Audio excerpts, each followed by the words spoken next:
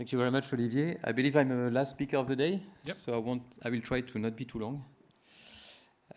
So I'm Alexandre Arnold. I work at Airbus in an AI research team, and we've been involved in ANITI with my colleagues since the very beginning. Personally, I was part of Cocopil in ANITI 1, and now in the Synergy Chair C3PO, but more on that later. First of all, I would like to start with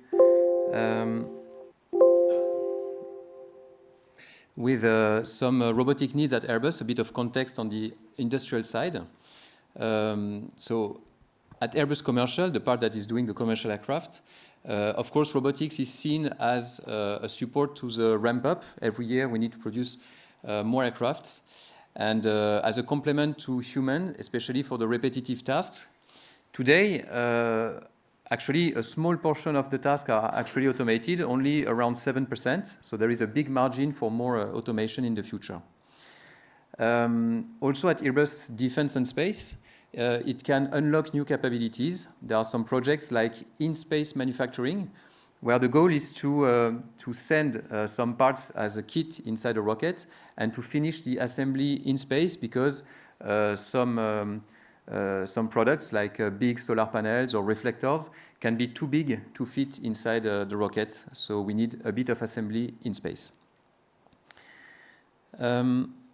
Yes, so a few years ago, a new initiative was created at Airbus, so Airbus Robotics, where the goal is to design industrial robots and actually to develop robotics expertise in-house within Airbus.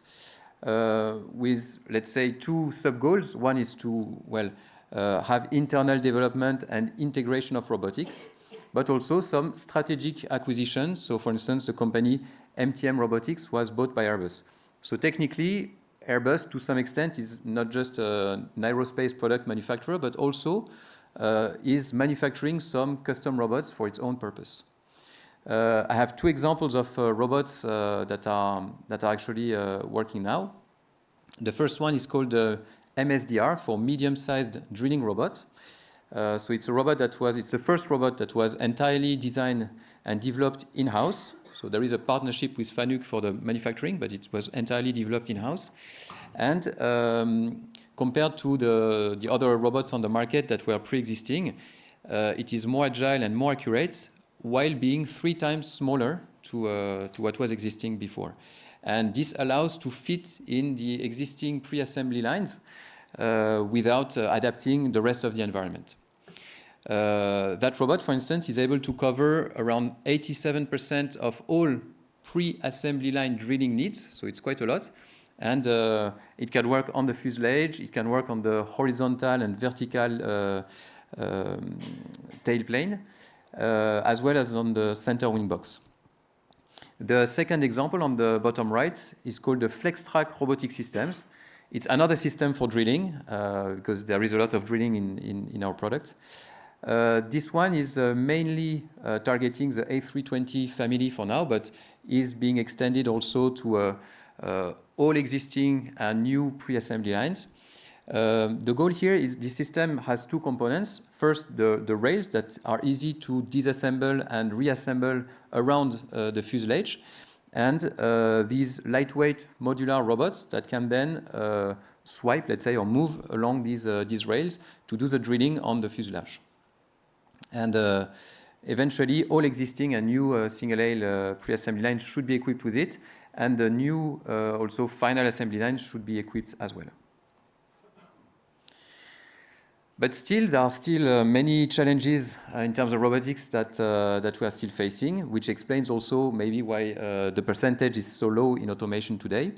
First of all, we have huge product sizes.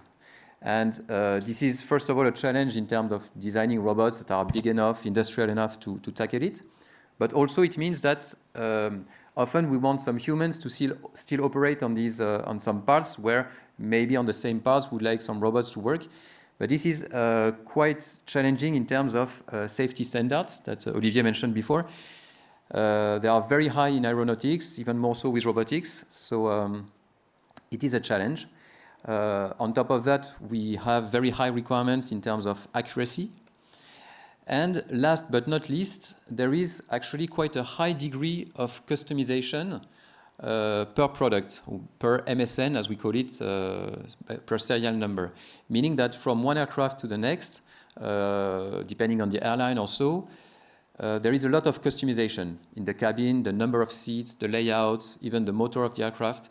It's much more customized compared to the high volume that you have in automotive, where most of the customization, like the fabric of the seats, come at the very end of the line.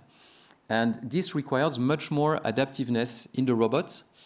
And here I have an example that is maybe not the most safety critical, but I don't know what's happening. But that shows that you need some high adaptiveness of the robot to address more use cases.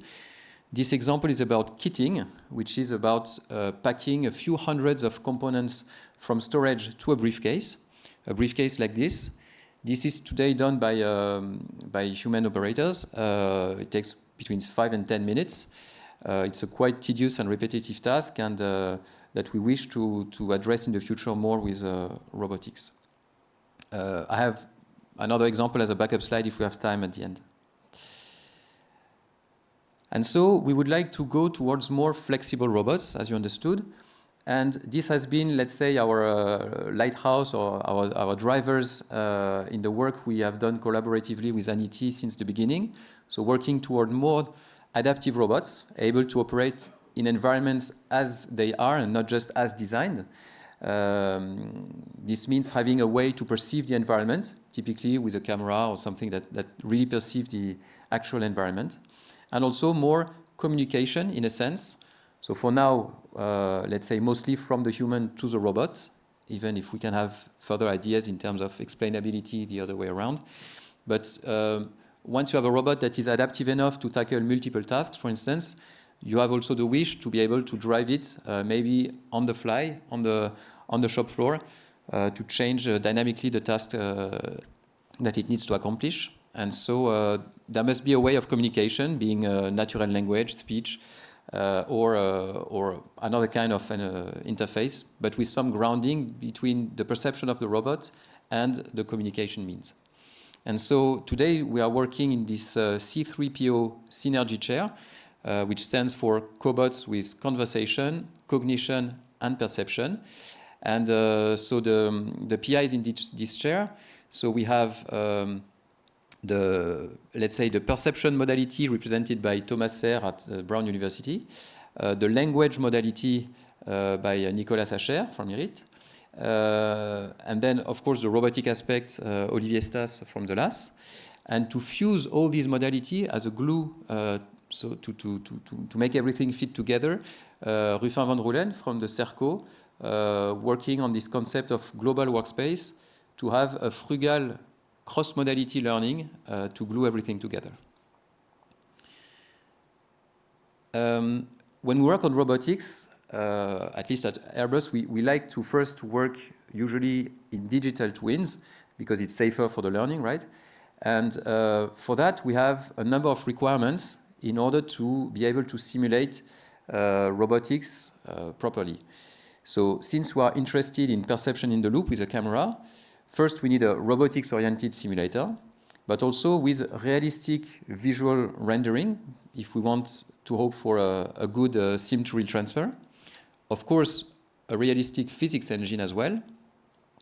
And ideally, we'd like both of them, the physics and the ring, to be highly parallelizable to leverage the new capabilities like the GPU accelerated simulators and make the training much faster.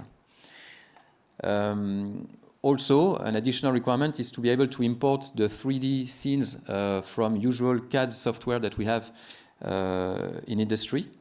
And we would like to be able to easily connect to real robots in the end. So there are not so many simulators actually today, even if they are getting more and more by the day, that fit, let's say, all these requirements. And today we've been working, for instance, with NVIDIA Isaac Sim and Isaac Lab, which are both built on the Omniverse platform, which are checking most of these boxes. On the right, you can see some examples from real use cases to some digital twins with more or less fidelity. The left one is more on the on-ground aircraft commercial use cases for assembly.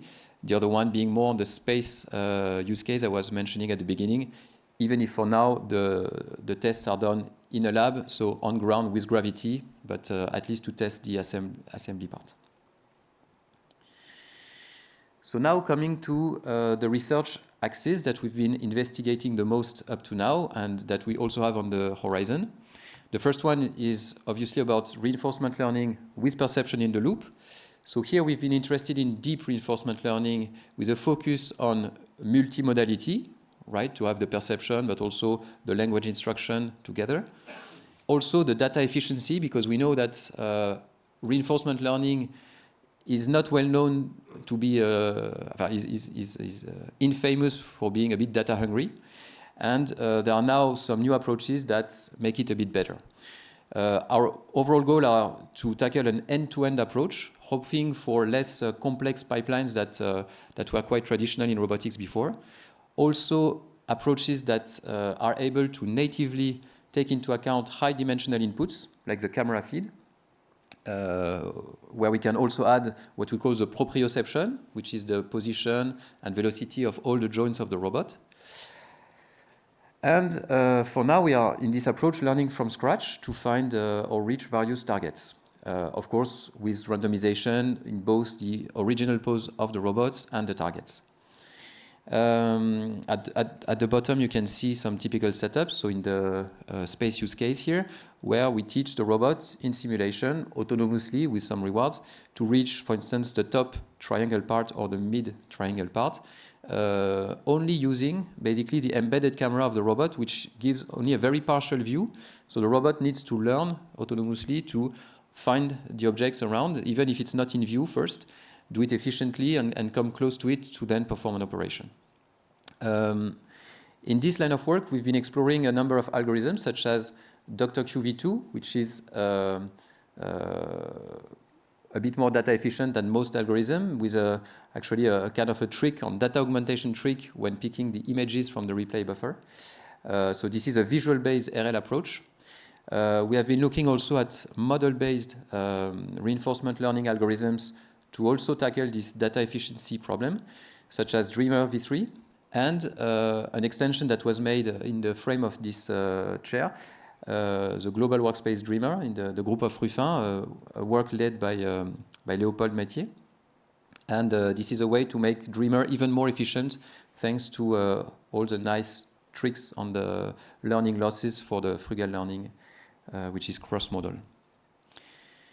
But I would say the bottleneck here, or what is still missing in these approaches, is that we are still learning from scratch every time. Every time we introduce a new object, every time there is a change in the design and we need to relearn how to do the operation or get close to an object, we need to relearn, and the learning takes a bit of time, even when with these approaches that are more data efficient than the average. On the other side, another big trend in robotics recently has been these foundation models. And of course, we wanted to also try them out to see what we could gain from them. And all of these have been, let's say, derived from this idea from the large language models, where natural language processing field, let's say, paved the way of these foundation models. And but these models were tied to text in, text out.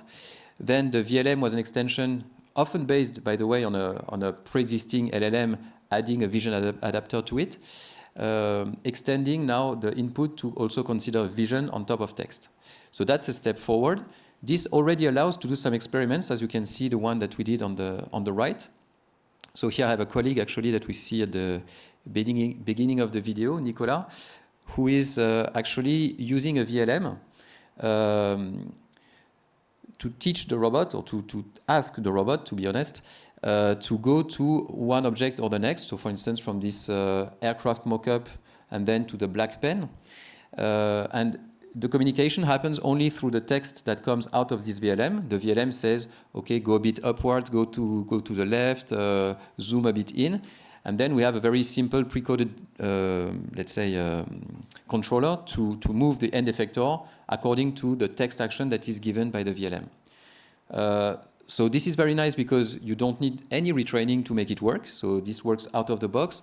It leverages the knowledge that is pre-trained and baked in this VLM, so it knows already about a lot of objects in the world without any retraining.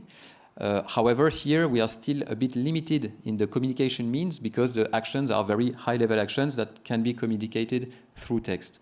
So this is where we can go a step further with the VLAs that were discussed already before, where these are already pre-trained or further pre-trained, I should say, coming from a VLA usually, but further pre-trained on robotics datasets to already have robotic action as an output instead of text action in a sense. And finally, a next iteration that is starting to becoming a new trend, it seems, which are the WAMs, the World Action Models, that on top of predicting the next action, will often predict the next state of the world, because these models are extending video generation models or world models themselves. And it turns out that predicting the next state of the world, so to say the dynamics of the world, is helpful to also find a good policy, because when you know what's going to happen when you do something, it's much easier to learn to do the right thing. And so it seems that this is going to be a new trend for 2026. There are already some very interesting papers that started on this. One of the problems with them is that they are very compute intensive, because basically you have this video generation with diffusion that is baked in and that you need to run in the forward pass. So yeah, this is something to have a look at, but to be mindful about the resource cost. And so to conclude, I would like to talk about the perspective and what could come next. So on one side, we have the deep reinforcement learning trend, which is definitely a new big trend in robotics in the last years, coming from standard PPO or SAC algorithms that are still working very well in many aspects, but also to more multimodal and data-efficient approaches that we discussed, Dr. Q, Dreamer, Global Workspace Dreamer, and also some, let's say, hybrid between offline and online learning approaches that seem to also bring to the table more dexterous manipulation, which is not the strength of RL first, like CERL or HIL CERL, so it stands for Human in the Loop Sample Efficient RL. And on the other side, you have all these robotics foundation model trends, which are also very popular and growing in robotics. Some are VLM-based, VLA-based, WAM-based. So here you have some examples. We talked about OpenVLA before. You have also Small VLA by Hugging Face, Pi0 by Physical Intelligence, Groot by NVIDIA, and so on. And we believe that actually putting the two together would be the best of both worlds, because reinforcement learning lacks, let's say, the pre-trained knowledge of foundation models and has to learn everything from scratch otherwise.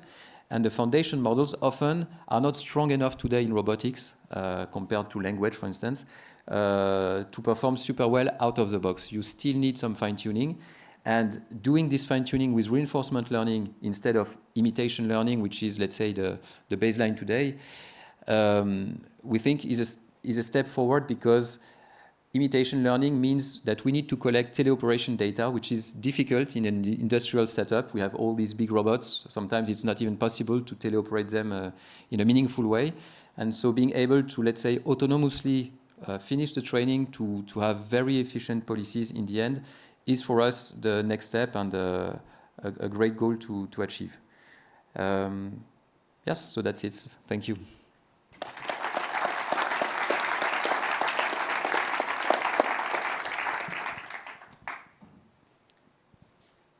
Who would like to ask questions?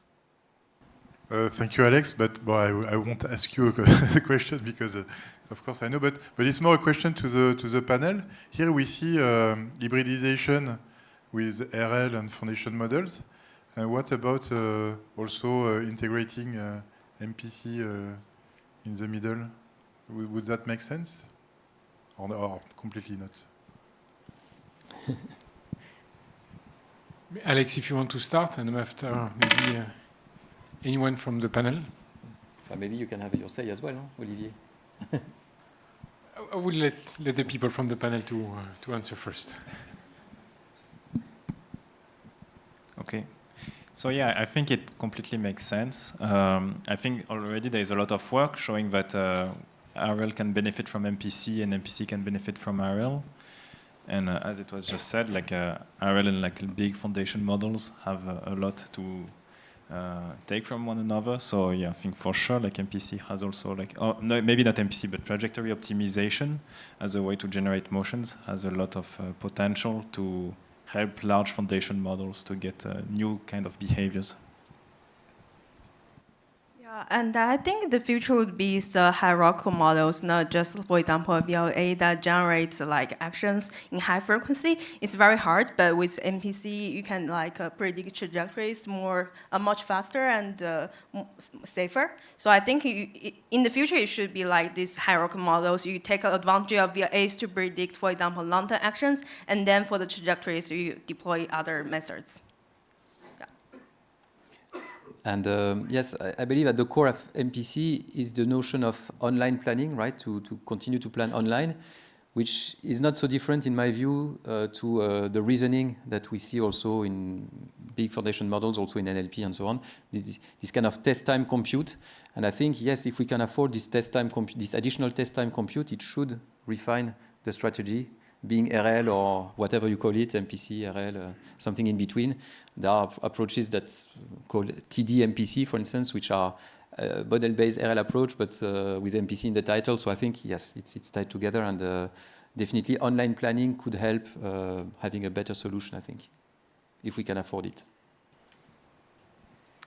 Yeah, so thank you very much for the answer. So just to conclude, yes, there is clearly interesting things to couple, but for having been doing MPC for quite a long time, despite all the very interesting work of Armand, it's still very difficult to put into place. You are limited to what you put inside the system. For example, the trajectory, the constraints that you put inside. And what we have seen with other postdocs with RL, that sometimes there are some strategy that emerge through the interaction of the RL reinforcement learning with the simulator that we didn't foresee and which are very complex to put into MPC. So actually one next step would be to how we could extend MPC using RL in terms of strategy, and there is some direction like putting diffusion model into this, taking into account better maybe uncertainty. And again, this is without talking about what Shize was talking about, the fact that this hierarchy, in almost everything that were presented, we assume that phases are given. The structure of the system are given, the contact that you do, and finding them, it's really, we need bigger and those hybridization. So we think there are plenty of nice research to do in this direction. Is there other questions? No? So thank you very much. I would like to thank the panel for the great talks.